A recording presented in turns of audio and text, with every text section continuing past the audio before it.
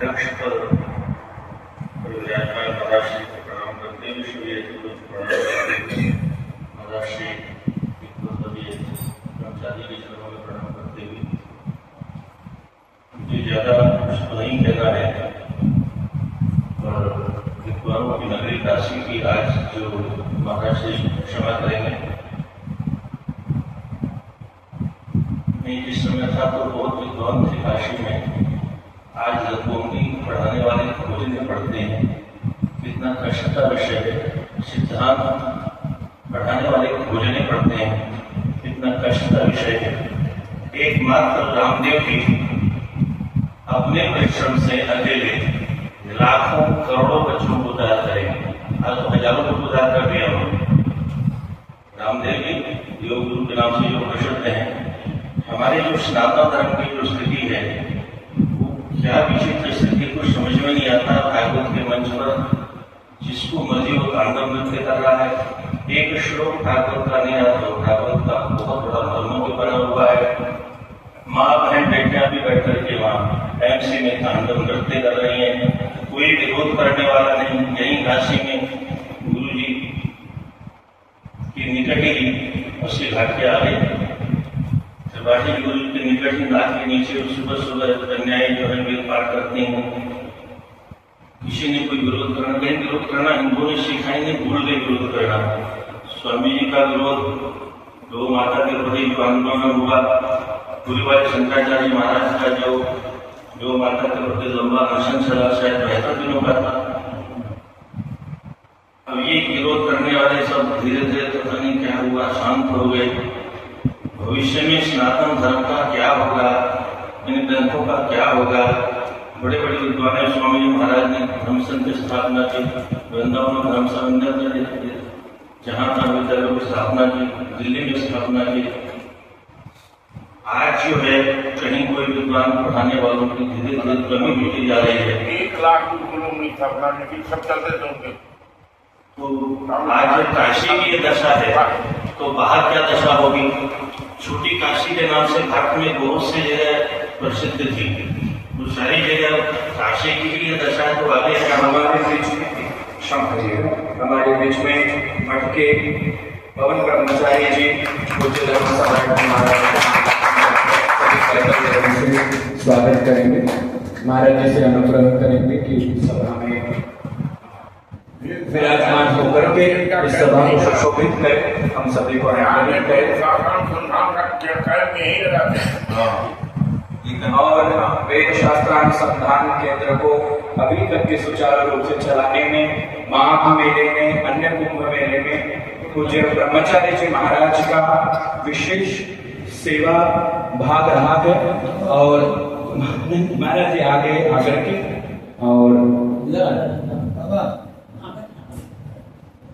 महाराज जी तपस्यामय जीवन, निष्ठामय जीवन और धर्म संघ के प्रति ब्रह्मचारी जी महाराज जी का समर्पण भाव अद्वितीय है, अभूतपूर्व है। ऐसे ब्रह्मचारी जी महाराज सभा में उपस्थित हुए हम सभी अनुग्रहित है। मैं कृष्ण के प्रति से क्षमा चाहूंगा अपने उद्बोधन को। तो दास निवेदन कर रहा था और विशेष करके कुछ बात ब्रह्मचारी जी महाराज के वरेण्य है, उसके चरणों में निवेदन करना चाहता हूँ। कई बार मैंने मौजूद रूप से प्रार्थना भी की है। आज जो है विद्वानों को तैयार करने की बहुत आवश्यकता। वृंदावन में कुछ ऐसे विद्यालय चलते हैं जो एक अक्षर भागवत का नहीं जानते, वो 3 महीने में भागवत का डिग्री दे करके और उनको तैयार कर देते। 6 महीने की परंपरा थी, अब 3 महीने शुरू हो गए हैं। 3 महीने में जहाँ भागवत का एक श्लोक भी नहीं लगता है, वहाँ 3 महीने में भागवत की डिग्री देके वक्ता बना के बैठा देते हैं। आखिर ये सनातन धर्म का मंच ही इतना सस्ता क्यों है, जो सबसे गंभीर विषय है, जहाँ शास्त्रों की चर्चा करनी है, वेदांतिक शास्त्रों से लेकर के पुराणों की चर्चा करने की जहाँ परंपरा है, जो व्यासपीठ रहा है, उस व्यासपीठ पर आज इस प्रकार की स्थिति क्यों है। बिना डिग्री के भारतवर्ष में कोई नौकरी नहीं, पर व्यासपीठ पर जो चाहे सो तांडव नृत्य कर सकता है। ऐसा क्यों है? कौन विरोध करेगा, कब विरोध करेगा? कभी कभी हमारे गुरु पीठाधीश्वर कहा करते हैं भारत के सभी संत में एक पूजन तो बहुत काम हो सकता है। ये शुभ काम कौन शुरू करेगा, कब शुरू करेगा? उसको उम्र कब आएगा, यही क्रम अगर चलता रहा तो भविष्य क्या होगा। इतनी विद्यालय काशी में है और कहीं भी जाओ तो पढ़ाने वाला कोई नजर नहीं आता है। सबने पैसे ले लेकर के वो जैसे तैसे इधर उधर रख लिया, आपको उसकी व्याख्या करने की मुझे जरूरत नहीं है। यही दशा हमारे वृंदावन की है और नियुक्तियां भी बहुत वर्षों से नहीं हो रही है, जो है उनको कुछ स्थिति ये है।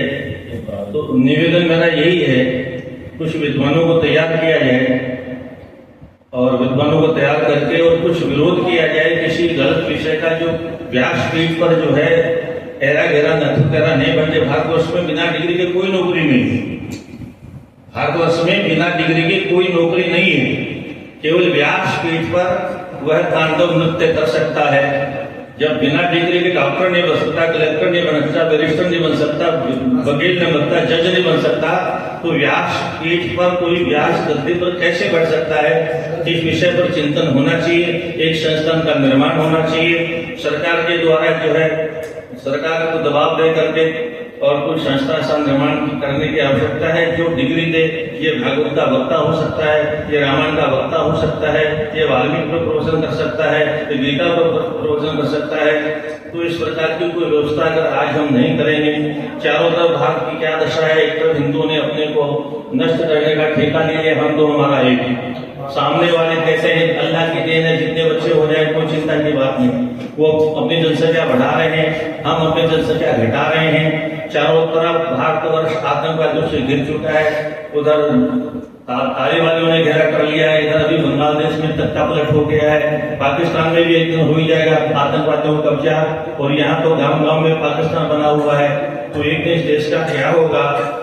छोटा सा भारतवर्ष है, छोटे से भारतवर्ष में हिंदुओं की मुट्ठी में गिनती है, और उन हिंदुओं के पास में तो चोटी है, न जनेऊ, न संध्या, न बंधन है, नाम मात्र के हिंदू है।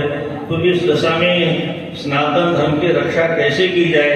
स्वामी जी महाराज ने, धर्म सम्राट स्वामी जी महाराज ने अपने जीवन में कितना संघर्ष किया, कितने ग्रंथों का निर्माण किया, वेदों पर भाष्य तक लिखा। बचपन में काफी दर्शन करने का सौभाग्य मिला।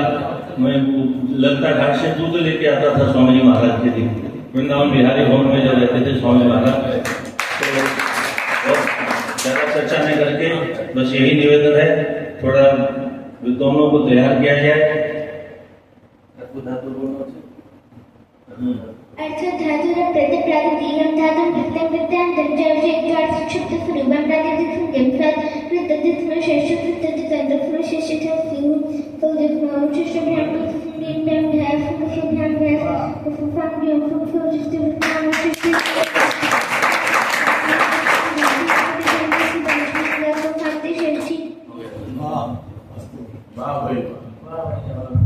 श्री कृष्ण किंकर जी ने अपने